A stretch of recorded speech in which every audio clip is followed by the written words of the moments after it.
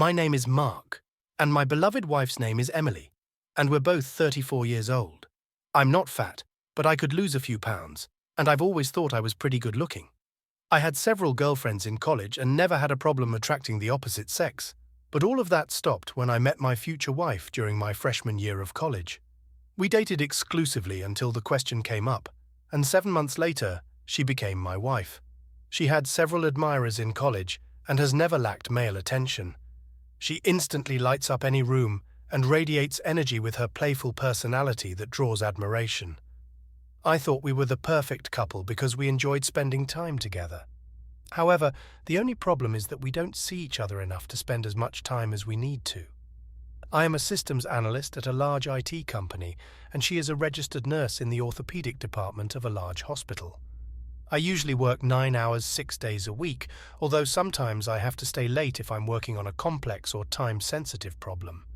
Because of our work hours, we only see each other on weekends. When Emily works the day shift, we see each other at night, but she's always so tired that she goes to bed by 10, which is shortly after arriving home.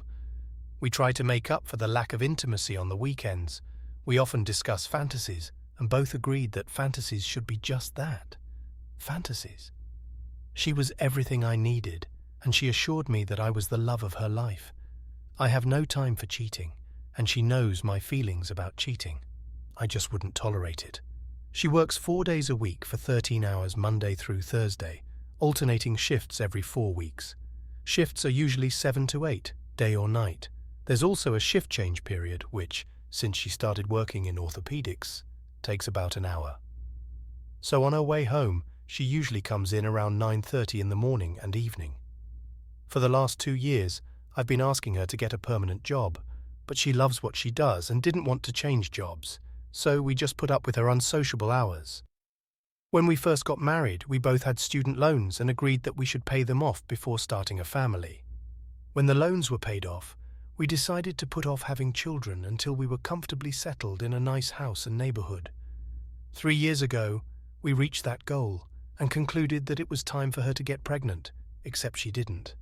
Today was Monday, and I left work early thinking I had the flu. I texted my wife that I was going home sick, and she replied that I needed to take flu medicine. I asked her what kind of medication and where I could find it. She replied, Tamiflu, and it was in the medicine container in the second drawer under her dressing table in our bathroom. I simply replied, okay, and went home. Once home, I went into our master bath to look for the medication and instead found something else. I searched the drawers she indicated and found nothing labelled Tamiflu. I opened the top drawer and found flu medicine there, as well as a foil packet of birth control pills. She had already taken the one labelled for today. I was completely shocked. She had promised me that she had given up the pill over 3 years ago. We had been trying to have a baby for the past 3 years without success. My wife just told me that we were unlucky with our work schedule and that sooner or later our schedule would coincide with her period. In spring, I decided enough was enough, and we both got tested. After numerous tests, our doctor stated that there was nothing wrong with either of us. I looked at the foil packet of pills and wondered if it was an old packet, but realized that the days of the pills corresponded to the month, and the correct pill for today had already been taken out. Today was Tuesday, the 18th of the month, and 18 pills had been taken, including 2 days. They were expiring in 2 years, so they must have been refilled recently. Simultaneously, I scrolled through several different scenarios in my mind. Did Emily really want a family? Was she having some sort of secret affair? Did she have health problems I didn't know about? Why did she lie to me? Our bodies weren't getting any younger, and the longer we put off starting a family, the harder it would be. How would I approach her? I took Tamiflu and disappeared into bed. The next thing I know, Emily is shaking me, asking how I'm feeling and if I need anything. I felt better and knew I didn't need anything. I actually felt bad that she didn't share anything with me, but she didn't say anything. I watched her as she obviously thought I'd passed out again. She undressed to take a shower, and it seemed to me that some parts of her body were reddening. Suddenly, I realized that she must have had an affair after her shift before she came home. The other department's shift change took less than 10 minutes, so why should it take an hour now? She didn't close the bathroom door, and I walked over to where I could watch her reflection in the full-length mirror in the bathroom. I thought she had spent an ungodly amount of time tidying herself up. Was this a regular thing? I had no idea because I had never watched her before. She undressed in our bedroom, and her clothes lay where she had left them. I picked up her undies, and yes, they were still wet. I returned them under her robe and went back to bed. I was angry without words. Up to this point in my life, I thought everything was perfect. Now I wasn't so sure. Next to me, Emily had acted like the perfect wife. However, I realized that there had to be a side to her that I didn't realize. I needed more information. She came back into the bedroom from the shower and got into bed with me. I had never been in bed at this time of night. She didn't even try to hug or comfort me, and I stayed on my side. She was gone long before I woke up the next morning. I called my boss and told him I had the flu. I had a bunch of sick days and needed some free time to figure out what to do. One of my best college friends had become a lawyer, so I called him and asked for advice. I soon learned that we had a no-fault state, and since we had no children, we only had to split our assets 50-50. The biggest thing was our house, which had accumulated some equity that needed to be sold and the proceeds divided. My friend agreed to represent me if I decided to file a lawsuit. He assured me it was a slam dunk. At 8 that evening, I parked outside Emily's car to follow her. We both have iPhones, and I checked her location with the Find My Phone app and determined that she was still in the orthopedic ward. After 10 minutes, I realized she was on her way, so I called Ortho and asked to speak to her, but was informed that her shift was over and she had left.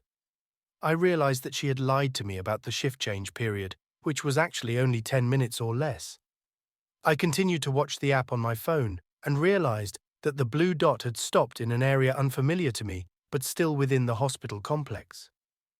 I got out of the car and decided to find her phone. It wasn't as easy as it looked. I found a place, but on the wrong floor. Finally, after at least 20 minutes, I found myself outside one of the rooms used by doctors to rest when they worked long shifts. Inside, I could hear the sounds of lovemaking. I needed to hide to see who came out of the room, and I managed to find an open janitor's closet about 50 feet away. After about 20 minutes, Emily came out of the room and headed toward the garage. A few minutes later, a man came out. After a while, he locked the door. I walked up to him and asked for directions, which he graciously provided. He was a few inches taller than me and looked like a Greek god. I looked at his name tag and recognized his name, Dr. William. I needed a plan. I called my supervisor at home and explained that yes, I had the flu, but there was an urgent personal family issue and I needed some personal time to deal with it. He understood this as he had been involved in a terrible divorce himself a year ago. He said to take as much time as I needed, but keep him informed so he could cover. I then called my friend Max, the lawyer, and told him that I wanted Emily to be served since she had left the house after sex on Thursday night. He said he could arrange that and asked if he could help with anything else. I didn't know what else I needed to do, so he offered to split our money and cancel the credit cards. Did I have any plans after I left her? Was there anywhere for me to go? I tried to deal with things as they arose and admitted that I hadn't gotten that far. He told me to come to his office first thing the next morning. Max had done this several times and had a checklist of things for me to do. He even had a list of hotels with reasonable weekly rates. I had a few things to do, starting with contacting a transportation company to schedule a small shipment to be delivered the next morning. I planned to just put my stuff in storage until I found a more permanent place to live. Next up was the bank, where I withdrew half of all our accounts and cancelled our credit cards. I reinstated the accounts in my name only and ordered new credit cards. I then called and disconnected her cell phone at midnight after she was served.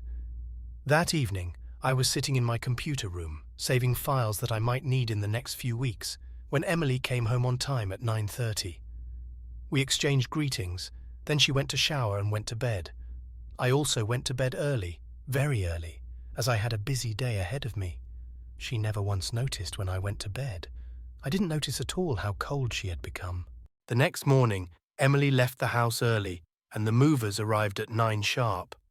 I had a list of things to take with me, and stickers on everything that needed to be packed. My car was packed with suitcases and computer equipment that I would need for work. When the movers were done, I went out and bought one black rose because it symbolizes death and leaving, indicating major changes or upheaval in the future. In this sense, a black rose also means the death of old habits and the old order. In this case, it meant the death of our marriage. I placed it in the center of the kitchen table and wrote a short note. Emily, if you remember, I called you on Monday and told you I was sick and going home. You told me to take Tamiflu and where to find it. However, it was not in your second dressing table drawer, but in the top drawer next to your birth control pills. Suddenly, several pieces of a large puzzle came together. You weren't even trying to have a baby because you were having an affair with a doctor at work. I think your affair with Dr. William was more important than our marriage, and I understand it's been going on since you were transferred to orthopedics. So many lies. How could you? I thought we had a great marriage and trusted each other completely. I thought you loved me, and now you've broken my heart. Surely you knew that when I knew our marriage was going to break up. Guess what? Since we have a no-fault state, I don't need proof of your infidelity, which, by the way, would be very easy to obtain. I split our accounts and took everything I wanted out of the house. Have you discovered that your cell phone and credit cards may not be working? By the way, find somewhere to move because in 60 days I'm listing the house, and anything left inside will go to Goodwill. Now you're free to do whatever you want. I bet he's married and has a family, doesn't he? You have to realize his wife will find out. What will the hospital say? Remember when I said I wouldn't tolerate infidelity? I'm just preparing you for what might happen in the future. Not your husband anymore, Mark. Here's my wedding ring. I don't need it anymore. So I left the paper with the rose on the table and left the house. I checked into one of the hotels with a weekly rate and waited. Emily was served by a deputy sheriff who worked for Max in his spare time. His specialty was service. Apparently she had a tantrum and passed out. The doctor had to come out of his room in his underwear to render aid to her. But an hour later she called, angry and wanting to know why I had sued her for divorce. I asked her why she even asked such a stupid question. I told her that she'd been cheating on me since she went to the orthopedist, which was over 2 years ago. She asked when I found out about her affair, and I told her last Monday when I was looking for Tamiflu, I found her birth control pills. I heard her gasp on the phone. After that, it was easy to figure it all out. I disconnected the phone call. Apparently, she hadn't read my letter. I didn't get much sleep, but I decided to go to work the next day. I found a mountain of work that had piled up. I had nowhere to go or no one to go home to, so I started working 16 hours a day, 7 days a week. Max and I talked often, and one day I asked him if the doctor was married, and if so, was there any way to let his wife know? He said he would consider it. Emily was fighting the divorce. I hadn't seen her or heard from her, but her attorney was in contact with Max. The hearing date was approaching, and I found myself in the same room with her, though she wasn't looking at me. I was wearing a suit with a black rose in the lapel.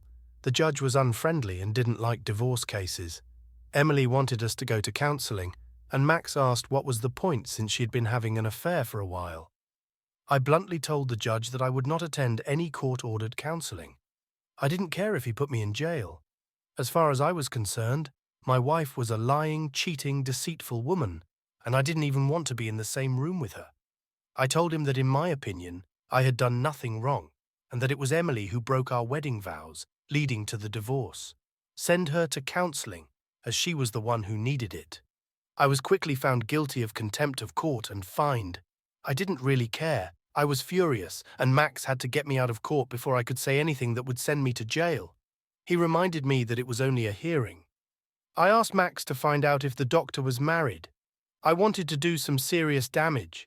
Max hired a detective who set up a video camera in the doctor's break room and filmed them after hours. She was also caught trashing me on audio tape. The sex tapes would make an explosive revelation, but I decided to hold off for now. The plan was to hit them both where it hurt the most, their reputations and careers. The day of the divorce finally arrived. The judge ruled in favor of the divorce without consultation, stating that too much bad blood had already been spilled and that our marriage was beyond repair. So the divorce was granted. The next day, the video leaked from an anonymous source completely unrelated to me. Chaos quickly ensued.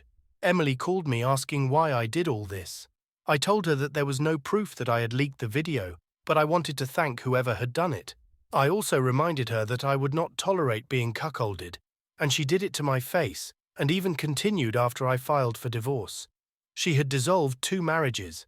I said it could be worse, and she said it could be worse. It got worse the next day when our family and friends reacted to the video. Everyone took my side, and no one had nice words for her. Everyone thought we had such a perfect marriage. That was 3 years ago, and I haven't seen or heard from Emily since. She's been shifty and badly burned out. I married a second time to a wonderful woman, and we have a 1-year-old daughter.